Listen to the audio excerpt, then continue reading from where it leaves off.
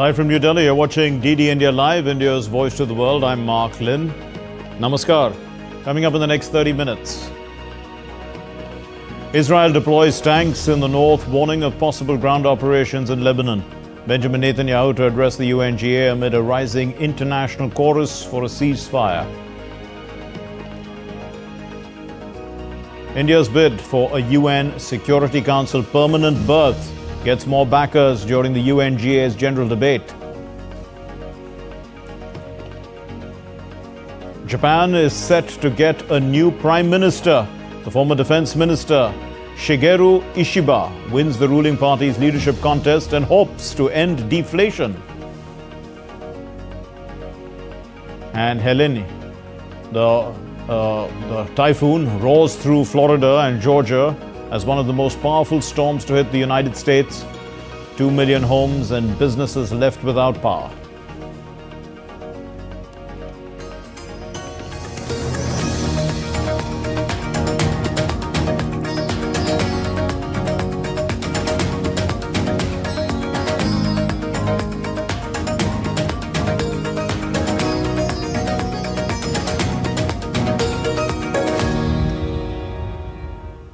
The Israeli military hit Hezbollah facilities in southern Lebanon on Friday.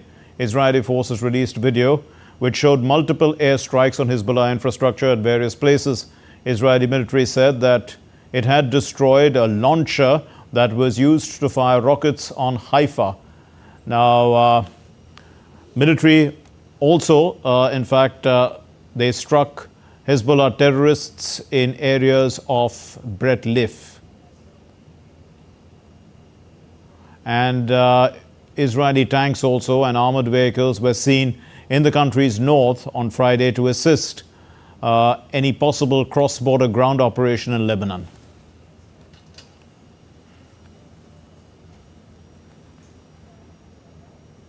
And amid indications of a possible further expansion of the theatre of war, an intense bid is also being made to secure a ceasefire deal. Israel has hinted at possible progress in negotiations while international efforts continue to push for a truce. Here's the latest on the ongoing situation.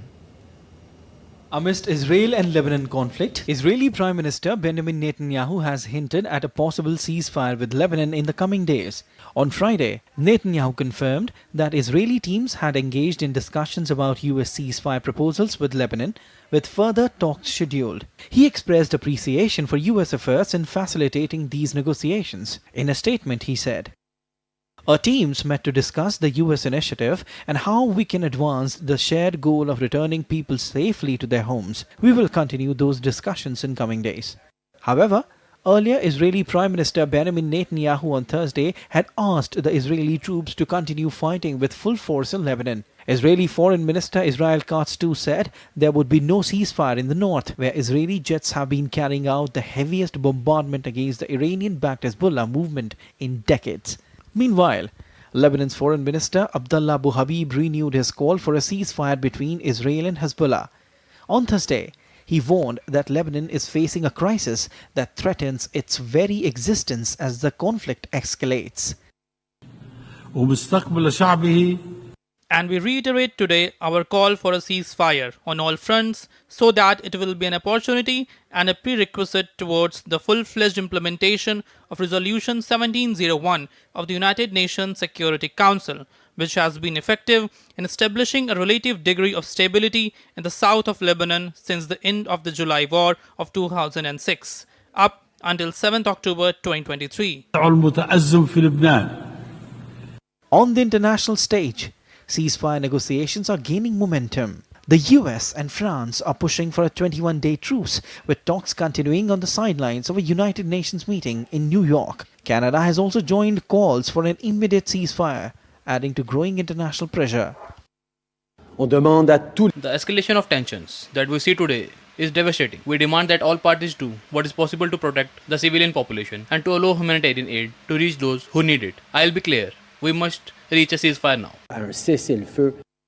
On the ground, tensions remain high. Israeli forces successfully targeted the head of Hezbollah's Air Force unit after a strike in southern Beirut suburb. Additionally, Israeli soldiers arrived in the northern town of Naharia on Thursday as the army deployed 2 reserve brigades to reinforce the region. Bureau Report, TT India. Israeli Prime Minister Benjamin Netanyahu will address the UN General Assembly along with family members of hostages who were kidnapped by Hamas and held in Gaza. He's going to do so on Friday. Netanyahu's speech is expected to focus on the ongoing conflicts in Gaza as well as Lebanon and the future trajectory of the two amid growing international pressure on Israel to strike a ceasefire deal with both Hamas and Hezbollah. India has stressed on the need for urgent reforms to make the United Nations Security Council more representative, efficient, democratic and accountable. Speaking at the UNSC Open Debate on Leadership for Peace, Tanmay Lal, who is the Secretary West in the Ministry of External Affairs, said that the world is grappling with devastating armed conflicts and that the current multilateral response is inadequate, failing to prevent or to resolve these conflicts. Serious armed conflicts are impacting lives, economies and societies across geographies in our interconnected world. The current multilateral response is falling seriously short in ending and preventing such conflicts. Also in tackling unrelenting threats from terrorism, new and emerging technologies, transnational organized crime, and in ensuring maritime security. The UN Security Council has to become representative, transparent, efficient, effective, democratic, and accountable. India's bid for a permanent UNSC seat is getting more endorsements.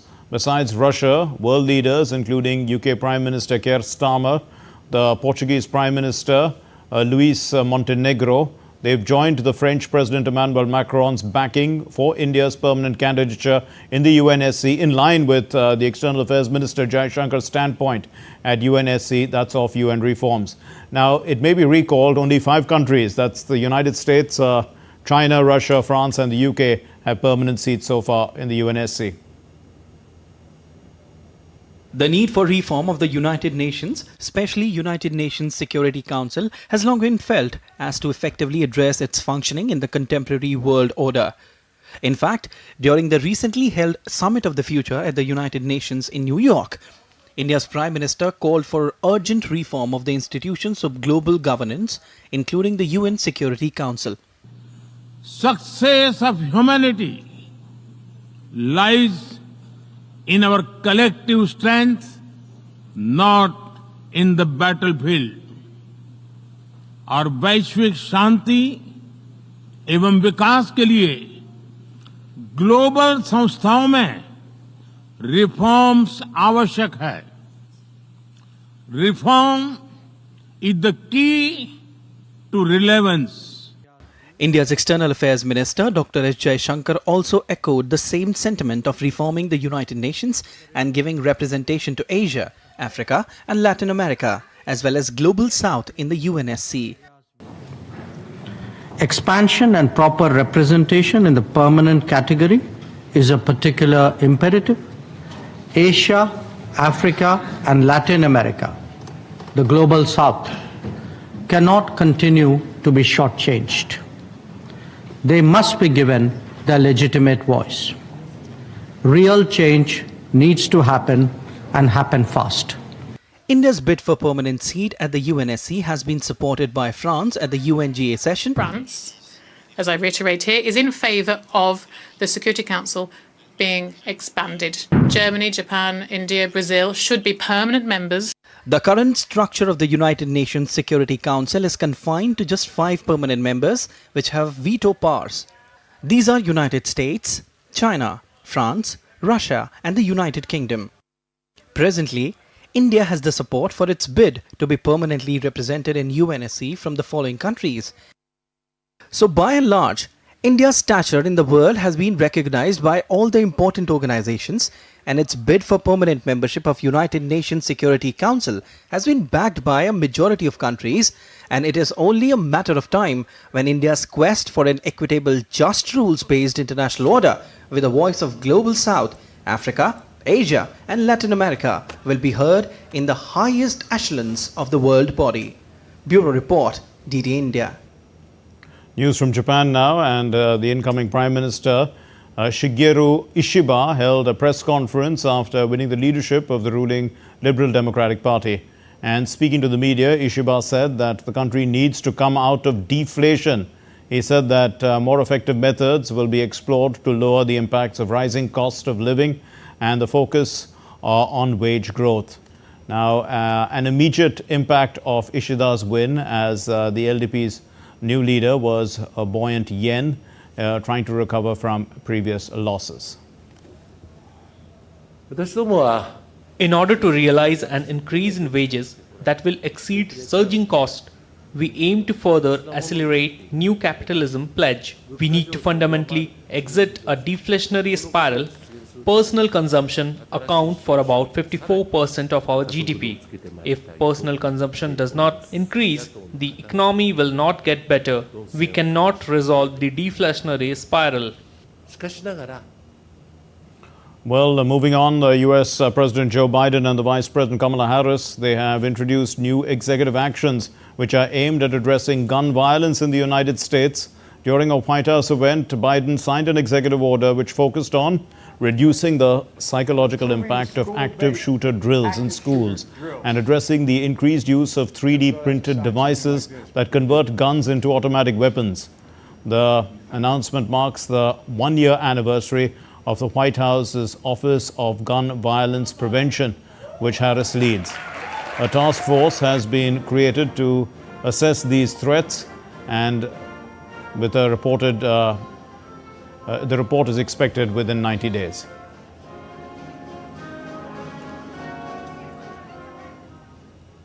Now, the U.S. Former U.S. President Donald Trump, that is set to meet with the Ukrainian President Volodymyr Zelensky. This is happening on Friday at Trump Tower in New York.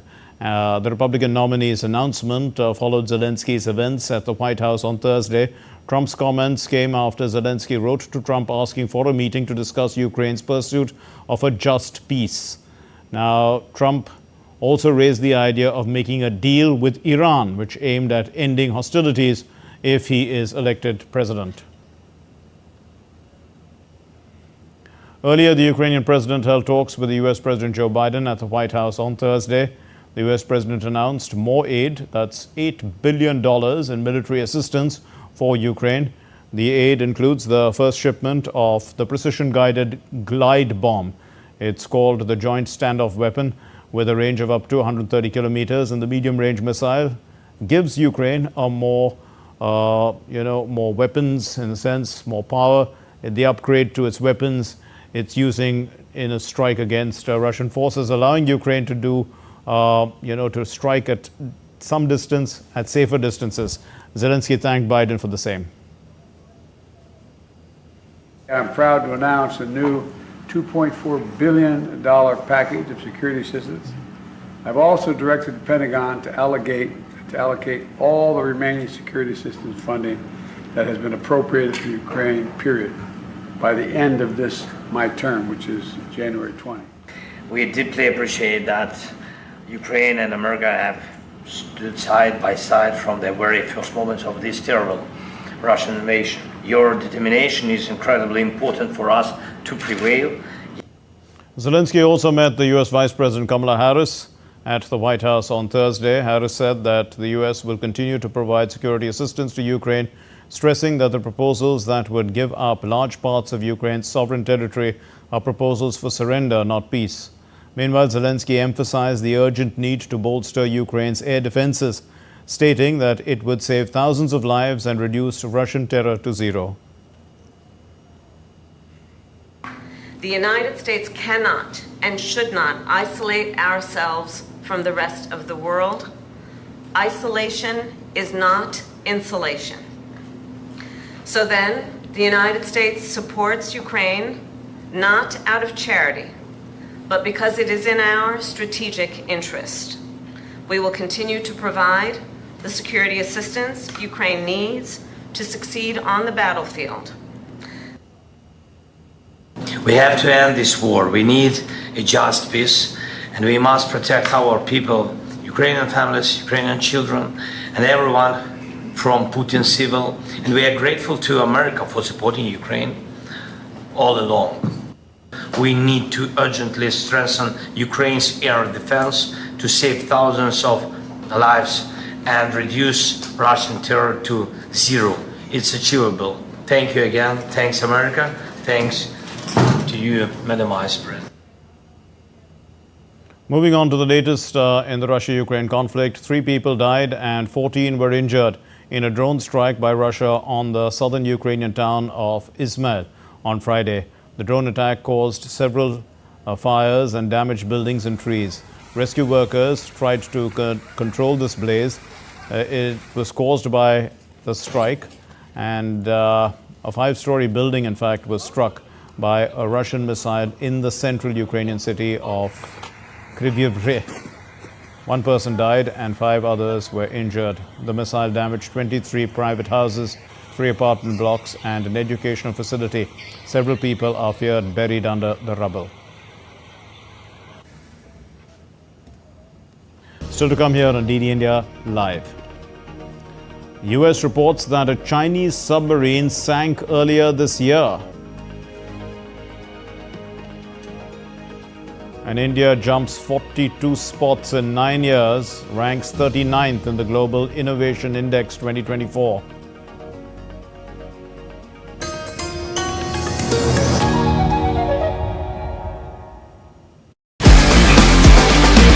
Don multiple hats in the Indian sports bodies and the international sports bodies. It's for India is very, very important for us, and it's not only to me but for the country. They act as a catalyst to put yoga on a different level. It's a pet project as far as the Prime Minister is concerned. He himself is very keen on yoga and is always there promoting yoga.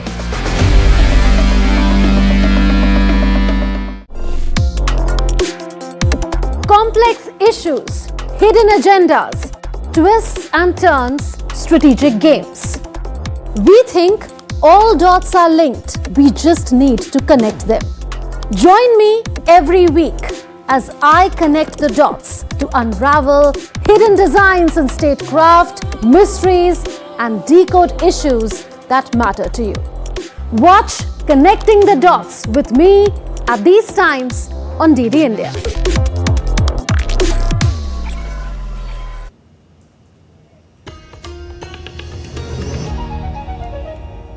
You're watching DD India Live. I'm Mark Lin. The US Defense Department on Thursday said that a Chinese submarine sank earlier this year. The sunk submarine is China's first in-class nuclear-powered attack submarine, and it was found alongside a pier between May and June. Satellite images showed the shipyard where the submarine was docked. Commenting on the condition of anonymity, the US official who released this information said that China would try to conceal facts. The incident marks a major setback for China if it's true, as it plans to expand its military capabilities. India has moved up to the 39th place among 133 global economies. This is in the Global Innovation Index of 2024. In a social media post, the Commerce and Industry Minister Piyush Goyal highlighted the remarkable achievements under the guidance of Prime Minister Narendra Modi's decisive leadership. The minister announced that India also ranks first among the 10 economies in Central and South Asian region, and he said that India is the first among lower middle income economies and the 4th in the World Intellectual Property Organization Science and Technology Cluster rankings. The minister added that Mumbai, Delhi, Bengaluru and Chennai are listed among the world's top 100 science and technology clusters, and India is ranked 7th globally in intangible asset intensity. India's rise in the GII ranking, it's notable because India has climbed from 81 in 2015 to 39 this year.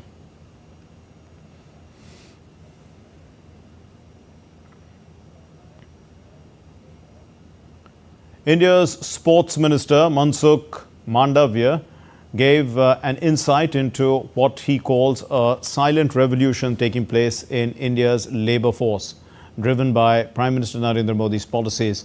Now, India's workforce is witnessing what no one has expected. Women are leading the charge, taking on greater responsibilities, breaking barriers like never before. India has been quietly engineering a women's-led economic revolution. A recently released data, it highlights the dramatic increase in women's labour force participation in India. It's doubled, in fact, in just 7 years. Mandavia praised Prime Minister Modi and his bold initiatives for putting women at the forefront. Merely not talking about it, empowering women is what he said, by doing it in real time.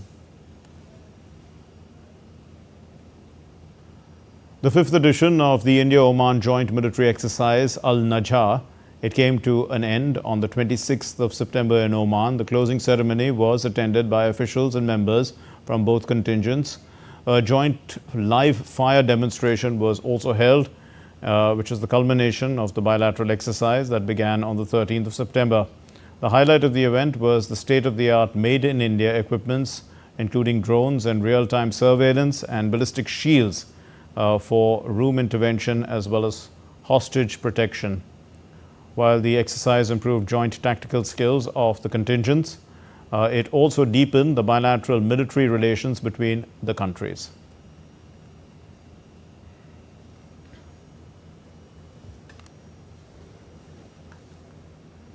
On World Tourism Day 2024, India celebrated its diverse and thriving tourism sector in New Delhi. With a focus on peace, sustainability and rural empowerment, leaders unveiled key initiatives to boost tourism in India. On the occasion of World Tourism Day, Vice President of India Jagdeep Dhankar inaugurated the event, joined by Civil Aviation Minister Kinjarapu Ram Mohan Naidu and Tourism Minister Gajendra Singh Shekhawat. The leaders spoke about India's strides in tourism, highlighting how the sector fosters cultural exchange and global peace. The Vice President declared tourism a key driver of India's economic growth, emphasizing its potential to promote international goodwill. On the occasion of World Tourism Day, and it is very significant for the entire planet because it connects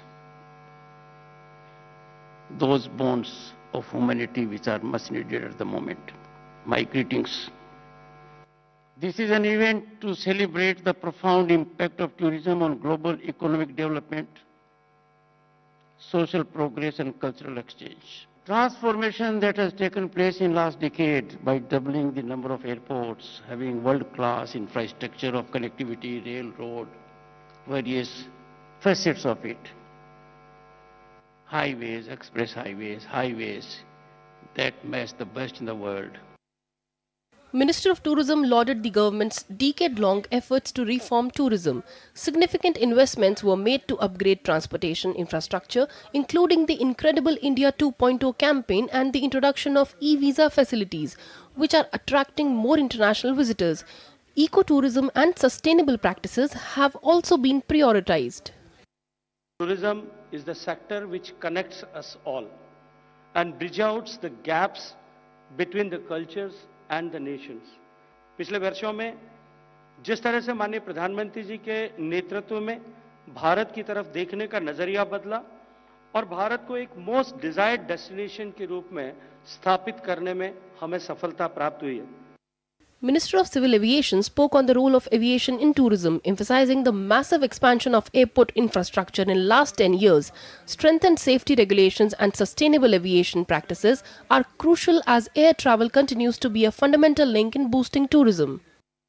The very essence of tourism is the ability to explore and experience different places, and it is here that I believe aviation has a very important role to play. Since the aviation ecosystem serves as a reflection of the hospitality a country extends from the moment a traveler departs from his home, and it's crucial that we assess the steps we take to elevate India's aviation sector to global standards. Two key initiatives were digitally inaugurated by the Vice President of India, Paryatan Mitra, Tourism Friend, and Paryatan Didi, Tourism Sister, aiming to train local guides and empower women in the tourism sector. Additionally, rural and adventure tourism initiatives were launched, promoting diverse landscapes and cultures, further positioning India as a global tourist hub. Kriti Vadhera's report for DD India. The second edition of the Indian Ocean Rim Association seminar on illegal, unreported and unregulated fishing was conducted at the Naval War College in Goa on the 25th of September. The scale of IUU fishing, the activities in the Indian Ocean region, adverse effects on the marine ecosystem, collaborative strategies, as well as measures for regional cooperation were deliberated upon. And the delegates from 17 IORA countries, Indian Ocean Rim Association countries, these include Australia, Bangladesh, France, Indonesia, Kenya, Madagascar, Mozambique, Malaysia, Maldives, Mauritius, Oman, Somalia, South Africa, Seychelles, Sri Lanka, Thailand and Tanzania participated in the seminar. Well, that's all we have in this edition of DD India Live. Let's know your thoughts on the news of the day. And for those of you on the go, get the latest news and updates from India and across the world. The DD India mobile app is available on both Android and iOS platforms. Scan the QR code and download it now. We'll be back with more news as it breaks here on DD India. My name is Mark Lin. From all of us in Delhi, thank you very much for watching DD India Live. Namaskar.